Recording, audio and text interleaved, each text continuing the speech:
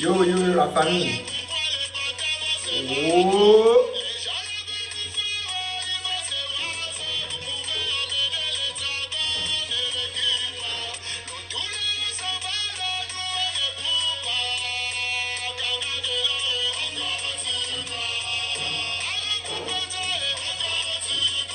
Oh.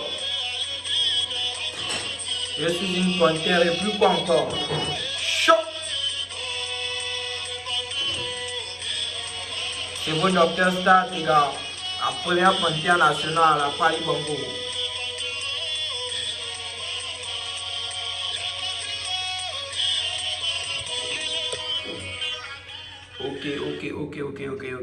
Ok. Salut la famille Start, c'est vos docteurs Start. Les anciens connaissent déjà. On s'abonne, on active la cloche de notification. On met sur ma page Facebook, sur ma chaîne YouTube. C'est un peu ça, ok. C'est vos docteurs Start. Bon, la vidéo d'aujourd'hui va concerner comment dirais-je, le parcours de l'équipe nationale du Gabon durant cette CAN. Malheureusement, le Gabon est déjà éliminé. La vidéo ne sera pas axée sur le débriefing du match Gabon-Burkina parce que c'est bon pour ma petite personne et pour ma part je trouve que c'est un match sale.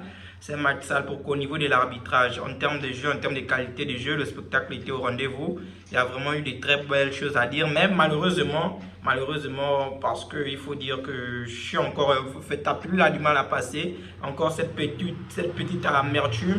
Donc je préfère ne pas me lancer dans cette optique. Voilà, c'est un peu ça.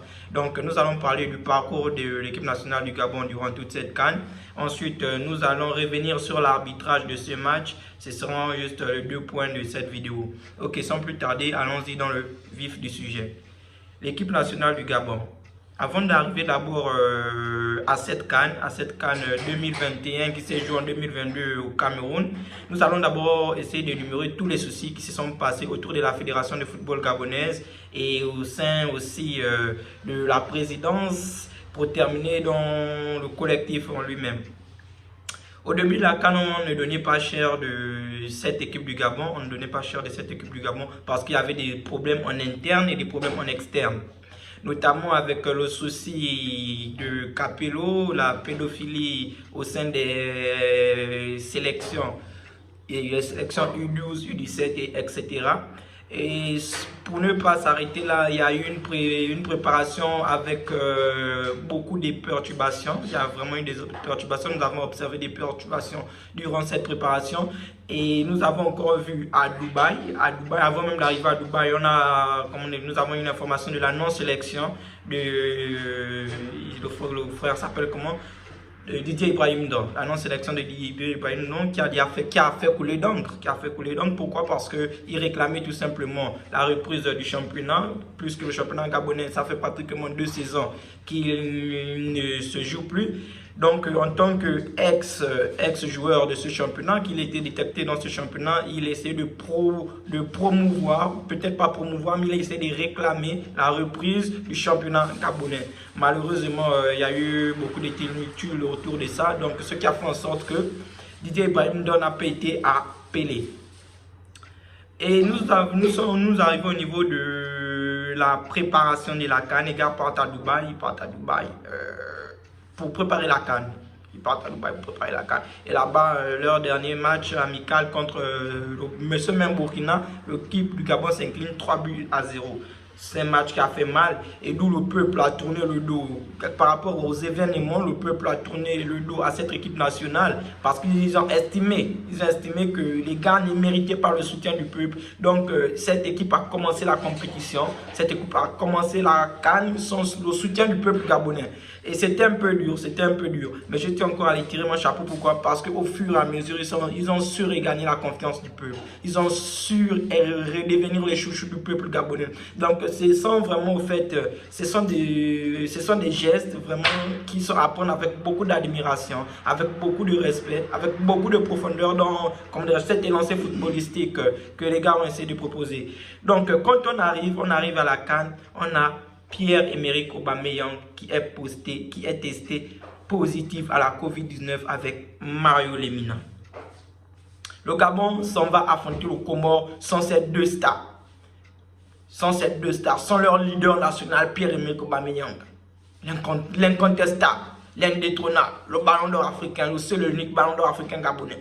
Cette équipe du Gabon fait son match contre le Comore, elle s'impose 1-0. Et voilà, au fait, c'était vraiment pas un match intéressant. Il n'y avait vraiment pas de contenu en tant que tel contre le Comore. Tu sentais vraiment que c'était une équipe qui rentrait lentement dans sa compétition, poussivement. Mais elle a fait le taf, elle s'était imposée 1-0 contre cette équipe aussi du Comore qui est une équipe joueuse à la plus grande surprise de tout le monde.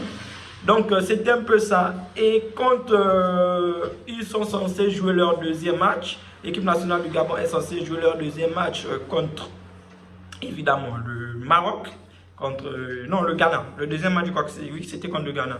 Et là, on apprend que Aubameyang et son compatriote Mario Lemina, étant en hôtel et en quarantaine, vu qu'ils avaient contracté le coronavirus, ils se sont permis de faire des fêtes. Et ça a agacé Patrice Neveu, qui a dû prendre une décision. Bon, ça, ce sont des choses qui ont eu à se dire par certaines personnes et certaines sources aussi qui sont à l'intérieur et qui ont soutenu ces propos, et notamment Pierre-Emerick Aubameyang et Mario Lemina qui ont dit que c'était un boycottage. C'était des gens qui étaient à la recherche du buzz, qui ont voulu faire parler d'eux à travers leur image et à travers leur nom.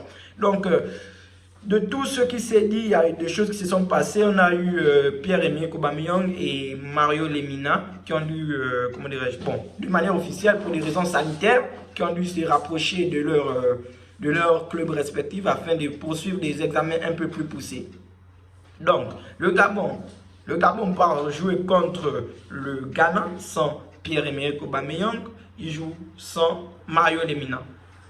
Ils arrivent, ils font un match extraordinaire, un match de qualité, un match au fait de très haut niveau, au fait, un match de professionnel tout simplement. Les Gabonais ne se sont pas fait prier, ils n'ont pas eu un complexe d'infériorité face à cette équipe du Ghana. Ils ont regardé les Ghanéens droit dans les yeux et ils ont fait le taf. Donc contre l'équipe du Ghana, le match s'était terminé, je crois, 2-1. Non, 1-1. Ils ont égalisé à la fin, en fait. Ils ont égalisé à la fin. Donc, c'était un peu ça. Maintenant, pour terminer, c'était le Maroc. Le match contre le Maroc, c'était un match qui devait, comment dirais-je, déterminer la première place du groupe. Jusque-là, le Gabon a surpris tout le monde. Personne ne voyait le Gabon même sortir de la poule. Le Gabon est deuxième. Ils doivent discuter la première place du groupe contre le Maroc. Gabon-Maroc, c'était un match qui s'est passé. Vraiment, les Marocains, ce sont des très bons amis des Gabonais.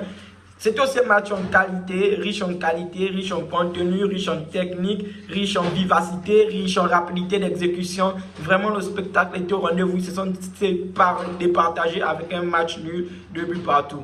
Donc, jusque-là, vous voyez un peu que le Gabonais, désolé, l'équipe nationale du Gabon, les pointeurs du Gabon, faisaient partie de rares équipes dans cette CAN qui arrivaient à proposer du jeu, qui arrivaient à jouer comme des Brésiliens. Déjà que c'est la seule équipe qui porte sa tunique qui ressemble à celle du Brésil. C'était vraiment propre, c'était vraiment beau, c'était extraordinaire. Ce que les Gabonais ont proposé, en fait, c'était la samba footballistique.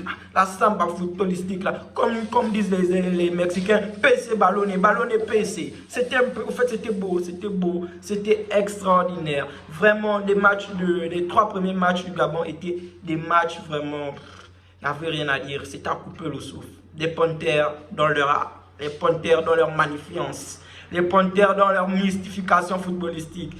Et que les mangas, Palou, Namono, au fait, Aubameyang, Kanga et le reste, les gars, ils étaient extraordinaires. Ils étaient vraiment extraordinaires. Ils étaient très extraordinaires. Vraiment, je vous dis que c'était un truc de ouf, un truc de malade, cette équipe du Gabon. Ils arrivent contre le Burkina Faso, c'est le match qui fâche. C'est le match qui fâche. On va d'abord souligner l'aspect défensif de Burkinabé. Vraiment, le Burkina, au fait, on appelle ça comme de manière défensive, on n'a rien à les reprocher, ils défendent très bien. Mais il faut souligner le courage des Gabonais. Souligner le courage de cette équipe du Gabon. Ils ont joué pratiquement presque toute la deuxième partie de la mi-temps en infériorité numérique. Mais les Gabonais n'ont pas désisté. Ils se sont battus jusqu'à la fin. Ils ont mouillé le maillot.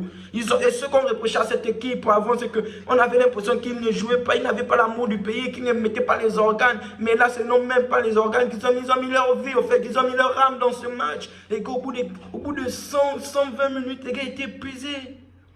Les gars étaient épuisés. Ils étaient épuisés, mais ils ne se sont pas arrêtés, ils ont joué au football. Et cette équipe du Gabon, en fait, en résumé pour moi, en fait, c'est une équipe qui m'a marqué. C'est une équipe qui m'a marqué. Elle a commencé, on va dire, la compétition presque sans équipe. Elle a commencé la compétition presque sans équipe. Elle a terminé avec une équipe. Et le Gabon, c'est une équipe qui promet notamment en 2023 en Côte d'Ivoire, la CAN en Côte d'Ivoire en 2023. J'attends cette équipe nationale du Gabon. Je tiens encore à remercier ces Panthères qui se sont battus. Ces Panthères qui ont redoré le blason de l'équipe nationale du Gabon. Ces Panthères qui ont su reconquérir leur public, qui ont su redevenir le chouchou du peuple gabonais. Ces Panthères qui se sont battus sur le terrain, ces Panthères qui ont affronté l'adversité en l'unisson, ces Panthères qui ont mis le verge bleu à une hauteur footballistique pas possible. Merci Ekole Manga, capitaine courage. Merci Paloun, défenseur malade. Oh, le jeune Obion, que dire de lui. Les petits Amonogo, le milieu, Kanga, Poko, la batterie infatigable. On a Tchabouanga, Tchaboupenza, Tchalemina. Au fait, le spectacle était au rendez-vous. Sans oublier Ochanga. C'était, au fait, les gars, merci. Merci d'avoir repris confiance en vous d'abord. Merci d'avoir redonné la joie aux Gabonais. Merci d'avoir trempé votre âme, en fait. Votre âme. Et c'est ce qu'on attend de l'équipe nationale du Gabon. C'est ce qu'on attend des Brésiliens d'Afrique. C'est ce qu'on attend des Panthères. Donc, sur ce, on se capte Kadja. Simple résumé de la CAN des Gabonais. Sur ce, on est ensemble, c'est vous, Dr Stade.